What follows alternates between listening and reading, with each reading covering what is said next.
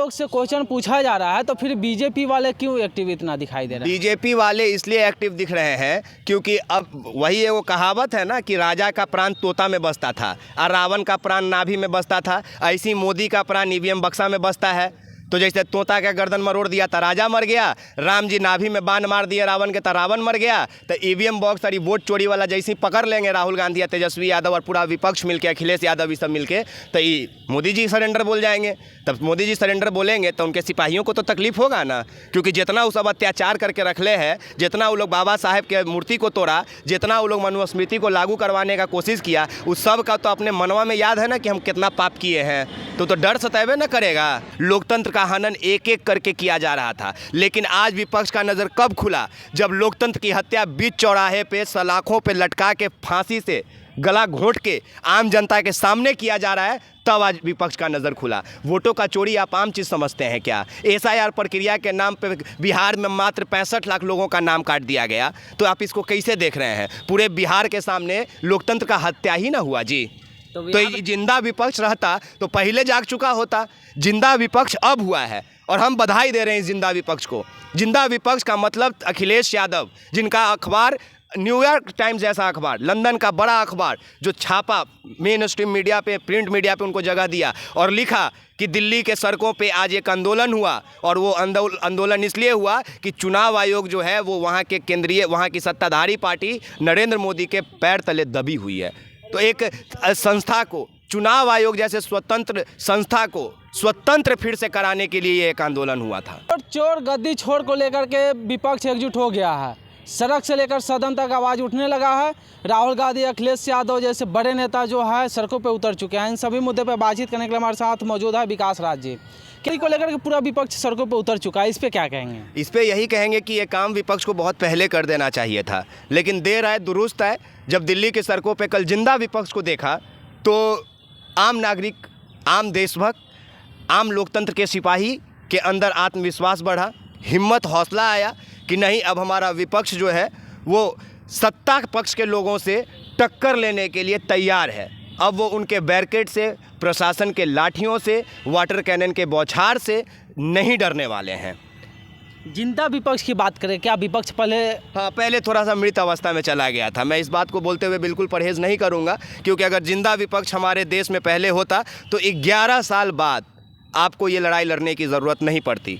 आप पहले से लड़ रहे होते, गलतियां पहले से की जा रही थी, लोकतंत्र का हनन एक एक करके किया जा रहा था। लेकिन आज विपक्ष का नज़र कब खुला? जब लोकतंत्र की हत्या बीच चौराहे पे सलाखों पे लटका के फांसी से गला घोंट के आम जनता के सामने किया जा रहा है, तब आज विपक्ष का नज़र खुला। वोटों का चोरी आप आम चीज़ समझते हैं क्या? एसआईआर प्रक्रिया के नाम पे बिहार में मात्र 65 लाख लोगों का नाम काट दिया गया, तो आप इसको कैसे देख रहे हैं? पूरे बिहार के सामने लोकतंत्र का हत्या ही ना हुआ जी। तो ये जिंदा विपक्ष रहता तो पहले जाग चुका होता। जिंदा विपक्ष अब हुआ है और हम बधाई दे रहे हैं जिंदा विपक्ष को। जिंदा विपक्ष का मतलब अखिलेश यादव, जिनका अखबार न्यूयॉर्क टाइम्स जैसा अखबार, लंदन का बड़ा अखबार, जो छापा मेन स्ट्रीम मीडिया पे, प्रिंट मीडिया पे उनको जगह दिया और लिखा कि दिल्ली के सड़कों पे आज एक आंदोलन हुआ। और वो आंदोलन इसलिए हुआ कि चुनाव आयोग जो है वो वहाँ के केंद्रीय, वहाँ की सत्ताधारी पार्टी नरेंद्र मोदी के पैर तले दबी हुई है। तो एक संस्था को, चुनाव आयोग जैसे स्वतंत्र संस्था को स्वतंत्र फिर से कराने के लिए एक आंदोलन हुआ था। ये एक मार्च निकला था। क्या जो विपक्ष है पहले इस तरह से एक्टिव नहीं थी? जो वोट चोरी को लेकर के आरोप लगा रहे हैं राहुल गांधी या पूरा विपक्ष की जो नेता है जो आरोप लगा रहे हैं, क्या वाकई सत्य है? एकदम सत्य है। और ये सत्य, एकदम सत्य है। सत्य है तो फिर क्या इलेक्शन कमीशन इस पर कोई कार्रवाई करेगा? इलेक्शन कमीशन कोई कार्रवाई नहीं करने जा रही है, क्योंकि उनके साथ अभी सत्ताधारी पार्टियों का ताकत है। अभी वो जब उठना चाहते होंगे जवाब देने के लिए तनी मनी से हिलते होंगे ना कि अच्छा राहुल गांधी जी एक दिन से मोदी जी, एक दिन से अमित शाह धरते होंगे कंधा, बोलते होंगे बैठो यार, हम जिंदा हैं, अभी तुमको जवाब देने का ज़रूरत नहीं है, तुम खाली मेरा पैर सहलाते रहो, दबाते रहो, बस। यानी चुनाव आयोग से क्वेश्चन पूछना, यानी सुप्रीम कोर्ट ने सवाल किया, चुनाव आयोग से क्वेश्चन पूछा जा रहा है, तो फिर बीजेपी वाले क्यों एक्टिव इतना दिखाई दे रहे हैं? बीजेपी वाले इसलिए एक्टिव दिख रहे हैं क्योंकि अब वही वो कहावत है ना कि राजा का प्राण तोता में बसता था और रावण का प्राण नाभि में बसता था, ऐसी मोदी का प्राण ईवीएम बक्सा में बसता है। तो जैसे तोता का गर्दन मरोड़ दिया तो राजा मर गया, राम जी नाभि में बाण मार दिए रावण के तो रावण मर गया। तो ईवीएम बॉक्स और वोट चोरी वाला जैसे ही पकड़ लेंगे राहुल गांधी या तेजस्वी यादव और पूरा विपक्ष मिलकर, अखिलेश यादव ये सब मिलके, तो मोदी जी सरेंडर बोल जाएंगे।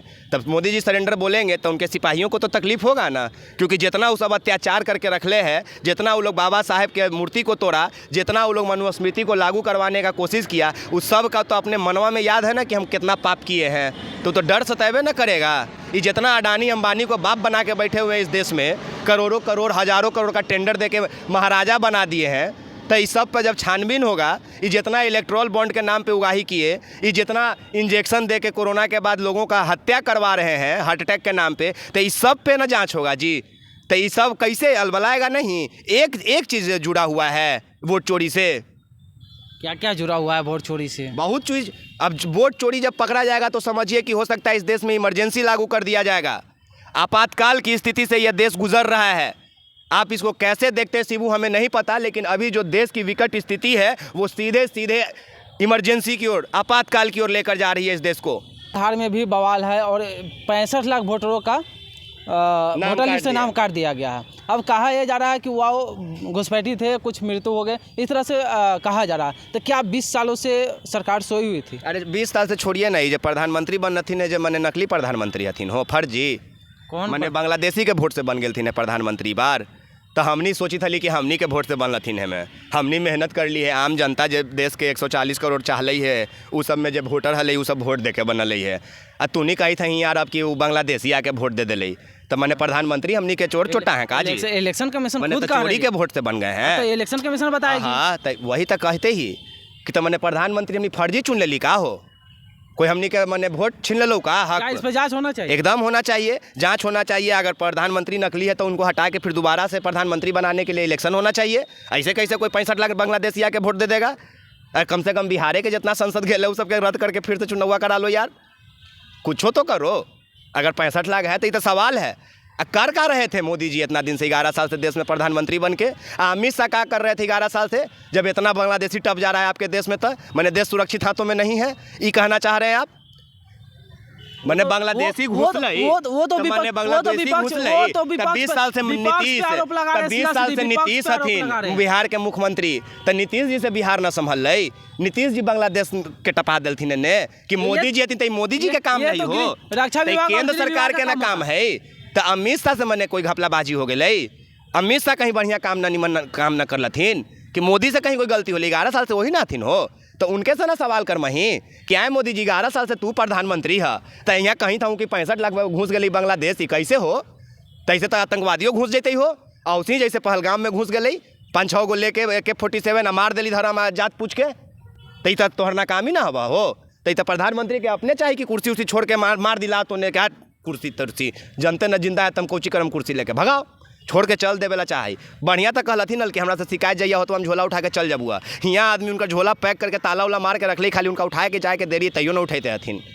यहाँ तब कहलथिन कि हम झोला उठा के चल जाम, यहाँ तो बांध दिले सब झोला के, ले मोदी जी जा झोला लेके जहाँ जाला हवा ले जा, जेल ले जा, पर छोड़ा हमारे देश के अब।